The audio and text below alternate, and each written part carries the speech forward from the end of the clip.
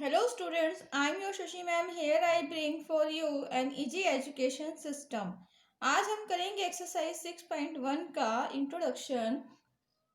इसमें बताया गया है कि अगर हमारे पास कोई दो आकृतियां हैं तो क्या वो समरूप होंगी या सर्वांगसम होंगी। समरूप मतलब सिमिलर और सर्वांगसम मतलब कॉन्ग्रेंट। क्लास 9th में आपने कॉन्ग्रेंट फिगर्स के बारे में किया था, सर्वांगसम आकृतियों के बारे में पढ़ा था, जिसमें आपको बताया गया था कि ऐसी कोई भी दो आकृतियां जो एकदम सेम है, मतलब कि उनका साइज और शेप दोनों सेम है, वो क्या कहलाती हैं? कॉन्ग्रेंट कहलाती हैं।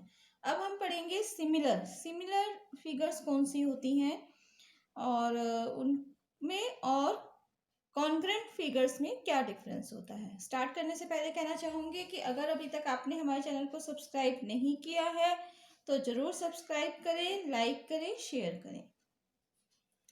फर्स्ट पॉइंट देखते हैं। ये पॉइंट्स आपको याद होने चाहिए। अगर इंग्लिश मीडियम के बच्चे हैं तो ये इंग्लिश में याद करें और हिंदी मीडियम के बच्चे हिंदी में याद करें, क्योंकि ये याद होने से आपको क्या होगा कि जो आप क्वेश्चन करेंगे एक्सरसाइज के, उससे आपको करने में आसानी होगी। Two figures having the same shape but not necessarily the same size are called similar figure. दो आकृतियां जिनके आकार समान हों परंतु आवश्यक रूप से अमाप समान ना हो समरूप आकृतियां कहलाती हैं। कहने का मतलब ये हुआ, ऐसी कोई भी दो फिगर्स जिनकी जो शेप है वो सेम है, ठीक है, लेकिन उनका जो साइज है वो सेम नहीं है। जैसे मान लीजिए हम एक इक्विलेटर ट्रायंगल लेते हैं, ये भी 2 सेंटीमीटर, ये भी 2 सेंटीमीटर, ये भी 2, ठीक है, माप हमने क्या ले लिया? 2। इसी तरीके से एक और इक्विलेटर ट्रायंगल है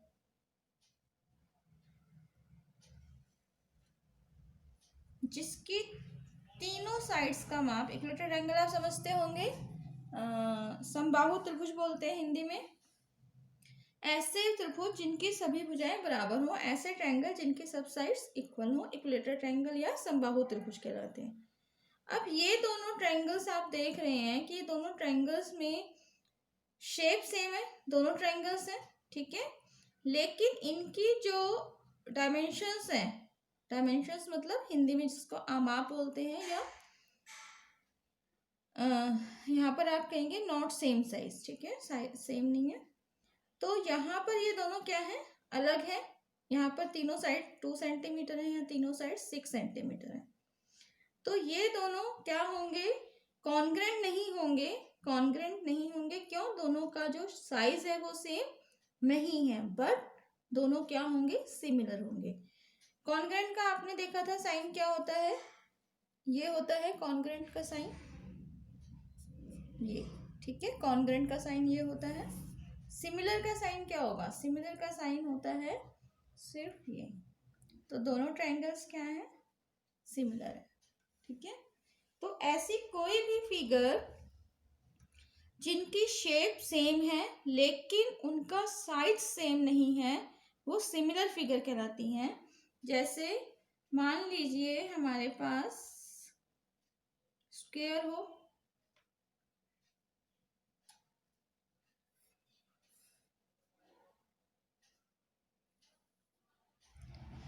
जितने भी सारे स्क्वायर्स होंगे वो क्या होते हैं? सिमिलर होंगे बट कॉन्ग्रेंट नहीं होंगे। यहाँ पर इसका हमने 1 1 1 ले लिया और ये 5, सारी साइड्स इक्वल है। ये भी क्या होंगे? सिमिलर है बट कॉन्ग्रेंट नहीं है। सिमिलर है लेकिन कॉन्ग्रेंट नहीं है। इतना समझ में आया आपको?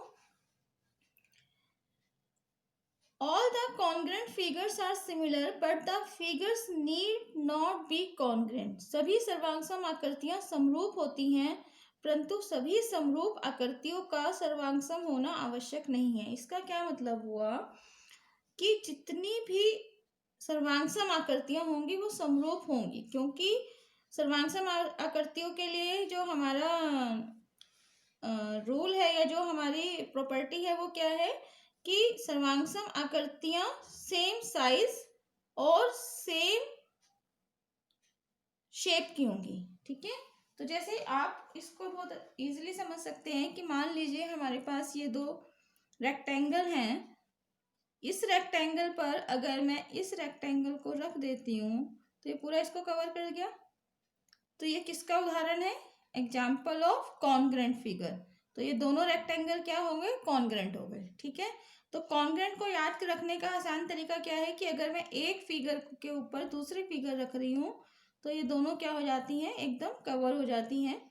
इसका मतलब साइज भी सेम है और शेप भी सेम है। ठीक है, लेकिन सिमिलर में हमारे पास सिर्फ एक चीज होती है कि उसका शेप सेम हो।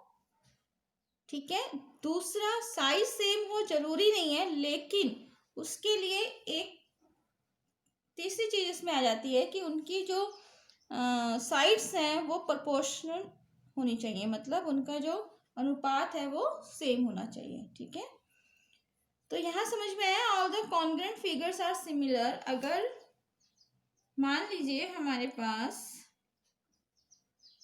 ये स्क्वायर है 1 1 1 और ये एक स्क्वायर है 1 1 1, तो ये दोनों क्या होंगे? ये सिमिलर भी होंगे। ठीक है, और कॉन्ग्रेंट भी होंगे। ठीक है, अब ये दोनों सिमिलर तो होंगे बट कॉन्ग्रेंट नहीं होंगे। इतना समझ में आया आपको? ये समझने के बाद एक्सरसाइज 6.1 में जो आपको फिलअप्स या क्वेश्चंस देंगे वो आप इजीली कर सकते हैं।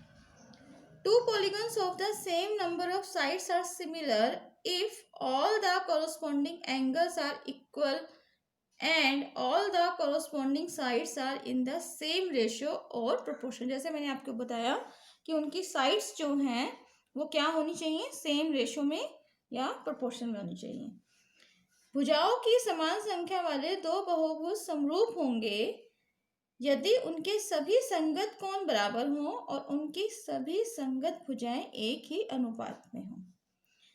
मतलब क्या हुआ कि यहाँ पे आपको समझना है कि कोई भी दो पॉलीगन जिनकी भुजाएं दो या दो से अधिक है, तो हमारे पास सबसे कम भुजा वाला पॉलीगन क्या है? ट्रायंगल है, 3 भुजाएं होती हैं। फिर 4 भुजाएं वाला भी हो सकता है। ठीक है, साइड्स कितनी भी हो सकती है। तो कोई भी दो पॉलीगन जिनके क्या है? सेम नंबर ऑफ साइड्स है, सेम नंबर ऑफ साइड्स होंगे तभी वो सेम शेप के बनेंगे, है ना। 3 साइड्स हैं तो क्या शेप हो गई? ट्रायंगल हो गए। 4 साइड हैं तो क्या हो गए? क्वाड्रिलेटरल हो गए। ठीक है, चतुर्भुज। तो all corresponding angles are equal. इनके जो कॉरस्पॉन्डिंग एंगल मतलब संगत कोण और कॉरस्पॉन्डिंग एंगल्स मतलब कि उनकी पोजीशन जो है वो सेम है। मतलब ये ट्रायंगल अगर मैं इसको ए बी सी और इसको पी क्यू आर का नाम दे दूं तो एंगल बी किसके इक्वल होना चाहिए? एंगल क्यू के। और एंगल ए किसके इक्वल होना चाहिए? एंगल पी के। और एंगल सी किसके इक्वल होना चाहिए? एंगल आर के। ठीक है, सभी संगत कोण या सभी कॉरस्पॉन्डिंग एंगल्स इक्वल हों and all the corresponding sides are in the same ratio. मतलब इनका और इनका रेशियो जो है वो सेम होना चाहिए। अब जैसे मान लीजिए हम इसका रेशियो निकालना चाहें A B upon P Q, तो इसका रेशियो क्या आएगा? 2/6। ठीक है, काट देंगे, 1/3 आया।